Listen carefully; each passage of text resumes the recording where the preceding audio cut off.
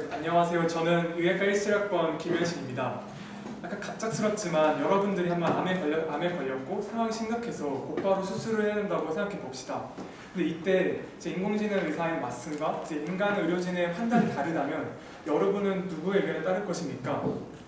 작년 12월 가천대 길병원에서 우리나라 최초로 인공지능 의사 왓슨을 진료에 도입하였고 지난 4개월 동안 총 200여 명의 암 환자를 진단했다고 합니다. 근데 신기하게도 앞선 상황처럼 이 왓슨과 인간 의사의 판단이 엇갈렸을 때 80%의 환자가 왓슨을 선택했다고 합니다. 이런 질문과의 대답이 여러분들에게 중요한 이유는 크게 두 가지가 있습니다. 첫 번째로 의료에서는 의료 서비스를 제공하는 사람보다 그 서비스를 받는 수혜자인 여러분들이 더 중요하기 때문입니다. 그리고 두 번째로 여러분들이 앞으로 다가올 4차 산업혁명 시대의 주인공이자 인공지능에 의해서 변화될 세상에서 살아갈 첫 번째 세대이고 이 변화된 세상을 올바른 길로 이끌어 나갈 수 있는 것이 바로 여러분들이기 때문입니다. 그리고 저는 미래의 의사로서 저는 여러분들이 제 강연을 듣고 이런 인공지능에 의한 의료계 변화를 수용하면서 동시에 경각심을 갖고 이런 의료계의 적용 범위와 그리고 장단점에 대해서 여러적인 문제에 대해서 한번 다 같이 주체적으로 생각할 수 있는 기회가 됐으면 합니다. 그럼 저는 본격적으로 인공지능에 의한 의료계의 변화를 진단 과정, 그리고 치료 과정, 그리고 예방 과정의 세 가지로 나누어서 설명해 보도록 하겠습니다. 첫 번째로 진단 과정에서의 변화를 살펴보겠습니다.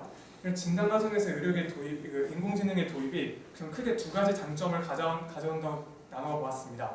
첫 번째 장점은 당연히 인공지능의 경우 인간보다 지식이 더 풍부하므로 더 정확하고 그리고 편향되지 않은 어떤 정확한 결과를 내놓을 수 있습니다.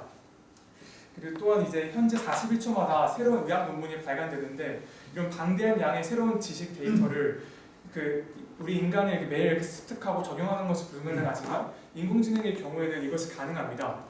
그렇기 때문에 특히 그리고 또 이런 의료계에서 진단하는 의학적 지식과 그리고 여러 이런 과거 진료 기록과 여러 논문 결과에 따라서 결과를 객관적으로 판단하는 어떤 시스템적인 사고가 필요하기 때문에 이런 점에서 인공지능이 어찌 보면 인간보다 더 나을지도 모릅니다. 그리고 실제로도 미국에 있는 임상 종양 학회에 따르면 왓슨의 경우에는 96%의 암 진단율을 보였지만 인간 의사의 경우 50% 정도의 암 진단율을 보였다고 합니다. 그리고 두 번째로 인공지능 의사는 이런 환자들이 이런 의료진의 진단 결정에 있어서 적극적으로 참여할 수 있도록 도와준다는 점입니다.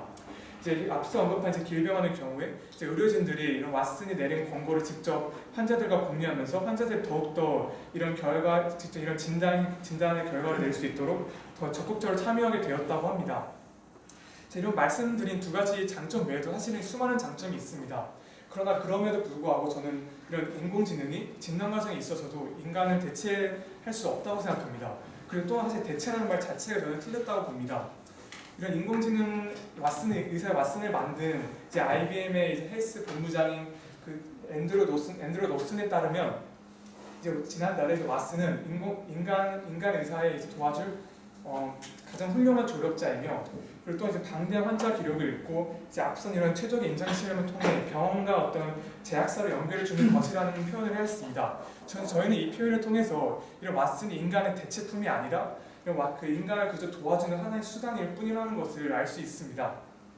또한 사람들이 의사와 소통하면서 이런 심적인 위로와 그리고 공감 그런 것을 통해서 이런 진단의 만족도를 크게 보인 것을 통해서 오히려 저는 진단의 결과뿐 아니라 이런 소통의 부분이 진단 과정에서 더 중요한 요소라고 저는 생각합니다.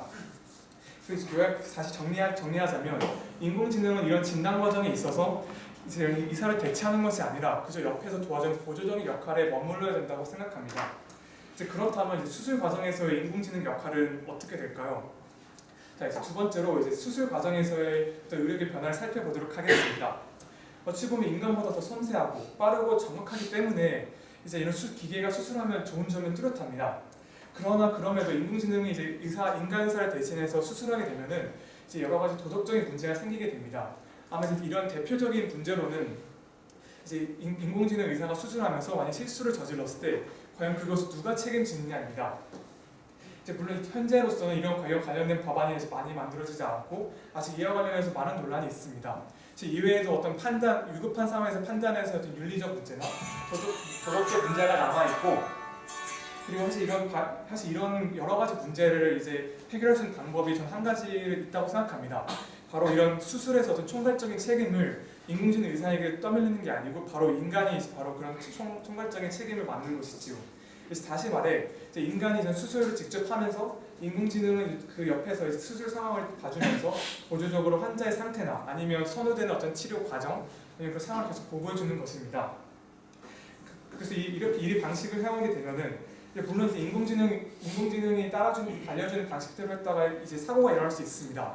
그러나 이제 그런 경우에는 의사가 직접 자신의 판단과 그 인공지능의 이런 의사 판단을 둘 다 고려해서 하기 때문에 아마 이런 주체적으로 판단을 내는 의사에게 아마 책임이 있을 것이라고 저는 생각합니다.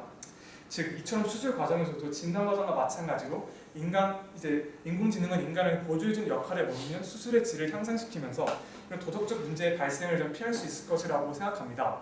자, 마지막으로 일상에서의 변화를 살펴보겠습니다. 이제 대표적인 변화로 이제 아이언맨의 이제 자비스를 생각하시면 됩니다.